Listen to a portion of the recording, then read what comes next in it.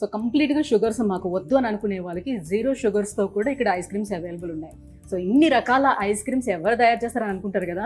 So ఇప్పుడు చూపించాను కదా. సో ఇంతమందికి కావాల్సినట్టుగా ప్రతి ఒక్కరు ఐస్ క్రీమ్ని ఎంజాయ్ చెయ్యాలి అని అనుకునే విధంగానే ఇక్కడ ఐస్ క్రీమ్స్ అన్ని కూడా తయారు చేస్తున్నారు. షుగర్ కంటెంట్ కంప్లీట్గా లేదు ఇందులో. చాలా చాలా బాగుంది. సో వాళ్ళు కూడా ఎంజాయ్ చేయొచ్చు.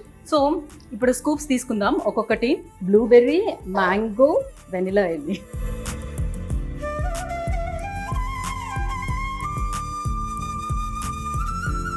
సో ఇప్పుడు మనకి కావాల్సిన ఐస్ క్రీమ్స్ తీసుకున్నాము. దానిపైన టాపింగ్స్ ఏం కావాలో మన చాయిస్ మనం వేసుకున్నాము. బట్ వేరే దగ్గర మీరు ఎక్కడైనా సరే ఐస్ క్రీమ్స్ చూసుకున్నట్లయితే సో ఫ్లేవర్స్ ఒక్కొక్క దానికి ఒక్కొక్క ప్రైస్ ఉంటుంది.